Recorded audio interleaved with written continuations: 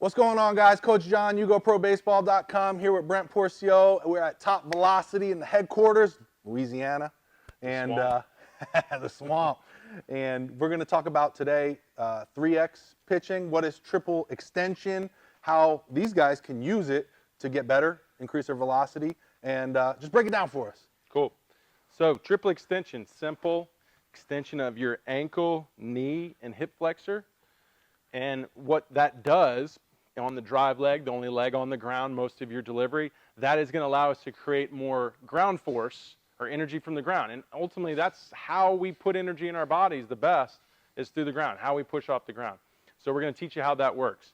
And at the end of the day, it's just trying to get as much extension out of it and push or drive out as you can. It's just knowing the right time. And that's where a lot of coaches get frustrated. When they see guys trying to drive or push, they're typically doing it at the wrong times, and then they're getting even worse results, right? You see a guy like trying to drive really early and they start jumping.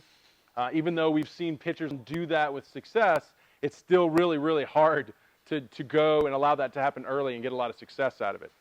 The other thing is that the timing's too late. If I land and then I'm trying to drive, it's too late, because we know when a front foot lands on a high velocity pitcher, you have about 0.1, 0.2 seconds to release the ball, which is close to the blink of the eye. So you don't really have a lot of time. So if I'm too late extending, then I've more than likely already released the ball. But like you said, where coaches get frustrated there is they're trying to push into front foot strike, and it's causing them to fly open even more. So the timing is just so important when you do it. And where's the timing? And I say it's a short window. I usually say the window is about from here to there. When your front foot is about right here, about to land, that's the time that you have to drive that off just before you land for it to work. So it's right before I land, boom, I drive it off. Now, there's a lot of intricacies to how you drive, and ultimately it goes through when you're trying to get triple extension, you have to first get triple flexion, right? Just like the arm. If I'm going to extend the arm, I'm going to have it flexed, and that's what creates extension, specifically when I'm pushing. So I really can't push until I get some flexion. So that's what we're doing here. We're going to lift, and we do what we call forward and down at the same rate with the hip.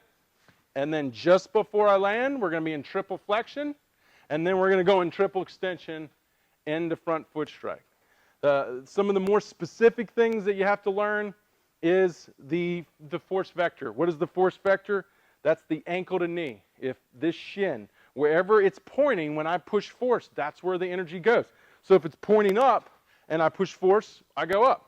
If it's pointing linear or like a sprinter, like this, when I push force, it goes forward. So as a pitcher, that's what I want. I want the energy going through my hip, carrying me to the target. I don't want it going up or jumping off the ground. So just like we said, forward and down at the same rate, I'm going into triple flexion, and I'm allowing that force vector to get linear. I always say somewhere pointing to the front hip is the time that I can now drive.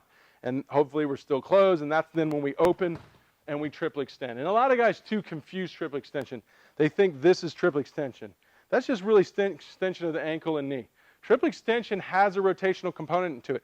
Right before you land, you have to open, and what that does is it exposes the hip. So when I go to fully extend now, I can get into that hip extension, which means I'm driving good hip rotation, which is the lower half. That's how, when a coach says, you need to use your lower half, that's how you need to learn how to use your lower half. If you do that correctly, you're going to put yourself in a better spot to have better hip to shoulder separation, which we'll talk about in other videos. One analogy I like to use for this, and you talked about guys who jump off or guys who kind of fall off. One analogy I like to use is like a car. If you're in a race car and you slam on the gas, you're going to spin out, right? So that's like the guys who jump off of there.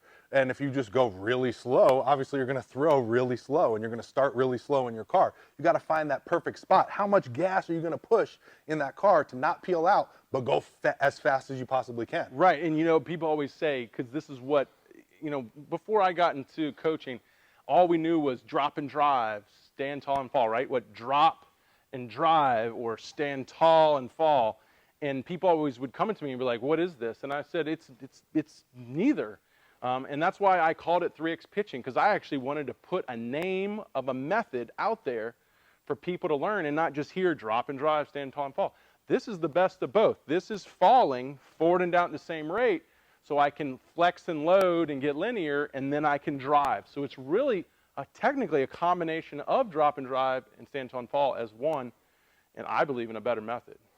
And one of the key components to your pitching program, and it's one of the things we talked about in probably the four most important things, and we put all those four things into a video for you guys. So if you're interested in seeing that one, it'll be the first link down below. You can click it, put your first name in, put your email in, and then we'll shoot you that video over right away. Definitely check that one out because it's got, again, the big stuff, the big ideas that if you put it to use, you're going to see some results. So great stuff.